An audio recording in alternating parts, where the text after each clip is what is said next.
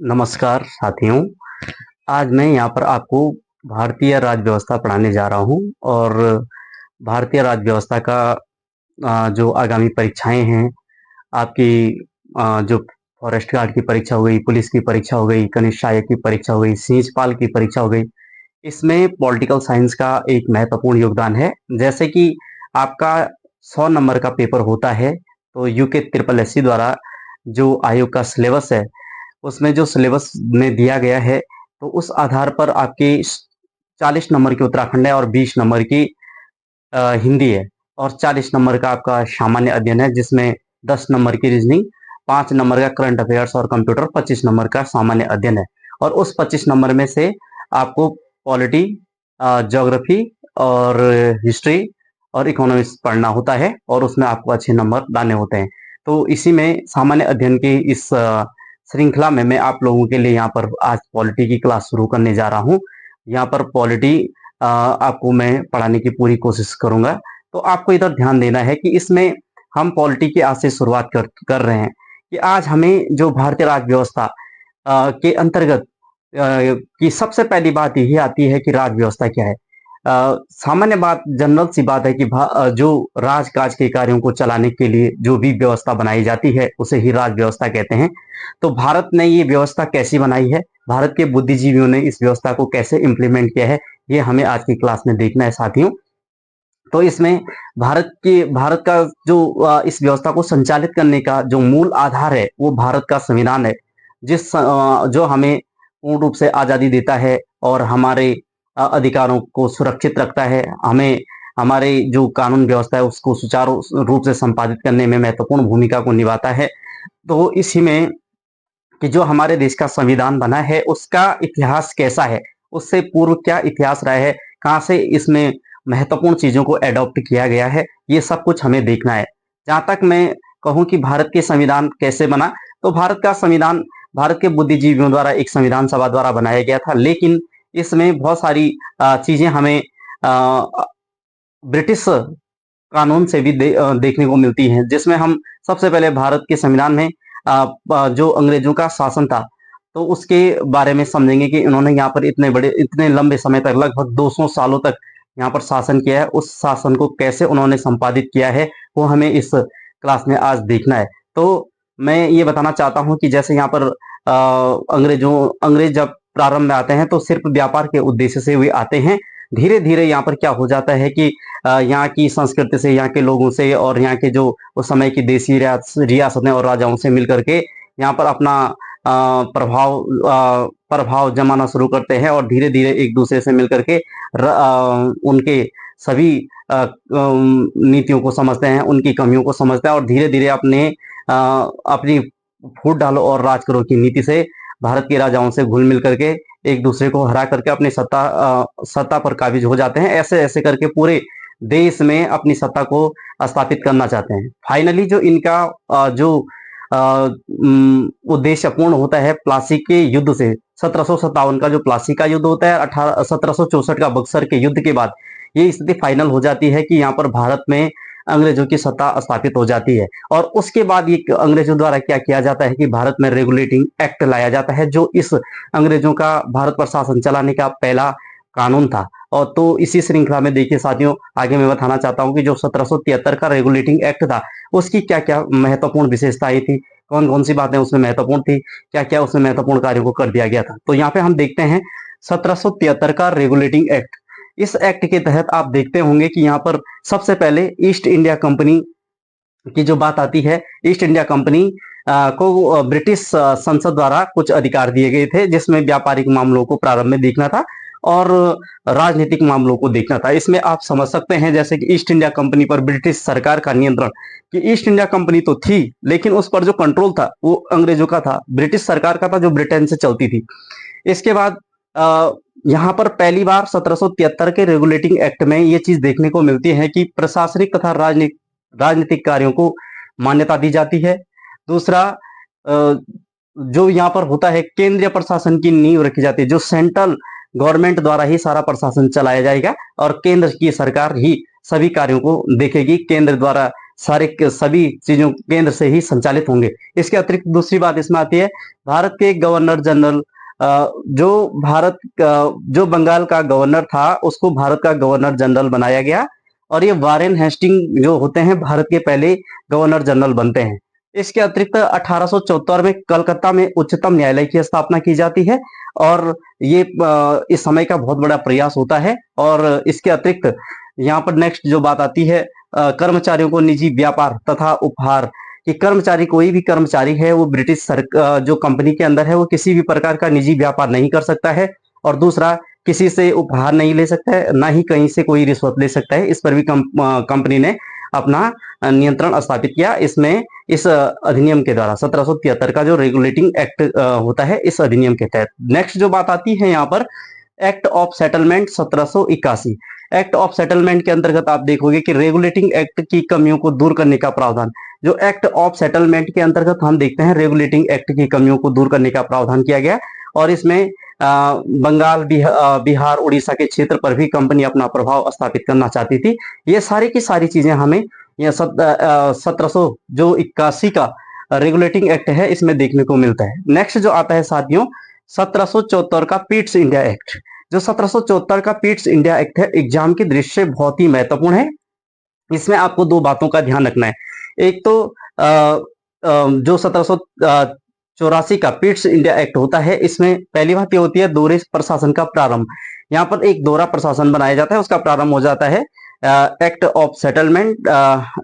जो इसके अंतर्गत पीट्स इंडिया एक्ट के अंतर्गत हम देखते हैं दोहरे प्रशासन में बोर्ड ऑफ डायरेक्टर्स और बोर्ड ऑफ कंट्रोलर की नियुक्ति की जाती है। बोर्ड ऑफ डायरेक्टर्स मतलब व्यापारिक मामलों को देखेगा, बोर्ड ऑफ कंट्रोलर राजनीतिक।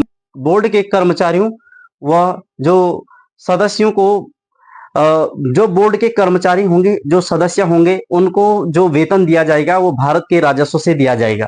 ये इसमें प्रावधान किया गया था। इसमें जो ये एक्ट होता है 1793 का रेगुलेटिंग एक्ट, यहाँ पे 1993 लिखा होता है लेकिन यहाँ पे 1793 का रेगुलेटिंग एक्ट के तहत। नेक्स्ट इसमें बात आती है 1813 का चार्टर अधिनियम आता है, जिसमें कंपनी का जो अधिकार पत्र होता है वो 20 वर्ष के लिए बढ़ा दिया जाता है, और चाइना या पूर्वोत्तर देशों के लिए ये व्यापारिक अधिकार इनके पास यथावत रखा जाता है। और नेक्स्ट जो दूसरी बात इसमें आती है, भारत पर कंपनी के व्यापार का एकाधिकार स्थापित हो जाता है, और 1813 में पहली बार ब्रिटिश पादरियों को भारत में आने की छूट दी जाती है, उनको सुविधा दी जाती है। इससे पहले ब्रिटिश पादरियों को भारत में आने की कोई अनुमति नहीं थी। नेक्स्ट इसमें जो बात आती है 1833 का चार्टर अधिनियम, ये भी बहुत महत्वपूर्ण अधिनियम है। इस अधिनियम में हम समझते हैं कि जो 1833 का चार्टर अधिनियम होता है, कंपनी के व्यापारिक अधिकारों की जो कंपनी के व्यापारिक अधिकार थे उन अधिकारों को समाप्त कर दिया गया है। जो 1833 का चार्टर अधिनियम होता है, और काफी महत्वपूर्ण अधिनियम ये होता है, कंपनी सरकार के माध्यम से शासन करेगी। जो कंपनी है वो सरकार के माध्यम से ही शासन करेगी, जो ब्रिटिश सरकार कहेगी उस हिसाब से यहाँ पर कानून का संचालन किया जाएगा। नेक्स्ट इसमें आता है बंगाल के गवर्नर जनरल को भारत का गवर्नर जनरल बना दिया गया। पहली बार जो बंगाल का गवर्नर जनरल था, पहले बंगाल तक ही सीमित था, उसको पूरे भारत का गवर्नर जनरल बना दिया गया था इस एक्ट के तहत। नेक्स्ट बात आती है इसमें 1843 में दास प्रथा का उन्मूलन किया जाता है। जो दास प्रथा होती है उसको समाप्त किया जाता है, विधि के विरुद्ध घोषित कर दिया जाता है। ये एक बहुत बड़ी बात होती है इस समय की। और नेक्स्ट इसमें बात आती है कंपनी में धर्म, जाति, नस्ल, रंग, भेदभाव, मूल स्थान के आधार पर कोई विभेद नहीं रहा जाएगा। कंपनी में कोई भी व्यक्ति इस समय काम कर सकता है, बिना जाति धर्म के आधार पर किसी भी प्रकार से कोई भेदभाव नहीं किया जाएगा। और पहली बार यहाँ पर 1833 का जो चार्टर अधिनियम होता है उसमें संपूर्ण देश में बजट की शुरुआत होती है। पहली बार देश में 1833 में पहली बार बजट लाने का प्रावधान किया जाता है। नेक्स्ट जो इसमें बात आती है, नेक्स्ट 1834 में मैकाले द्वारा विधि आयोग की स्थापना की जाती है। जो मैकाले होते हैं उनके द्वारा पहली बार भारत में विधि आयोग की स्थापना की जाती है। तो ये एक महत्वपूर्ण कदम रहता है ब्रिटिश सरकार का उस टाइम का। और इसके बाद जो बहुत ही इंपॉर्टेंट है 1853 का चार्टर अधिनियम।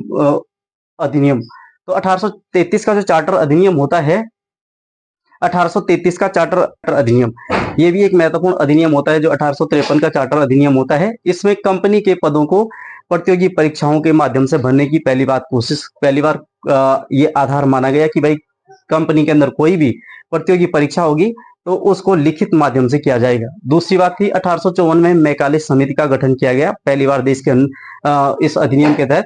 और कंपनी के विधायी एवं परिषदीय कार्य अलग कर दिए गए। जो विधायी कार्य हैं, जो परिषदीय कार्य हैं, उनको अलग कर दिया गया।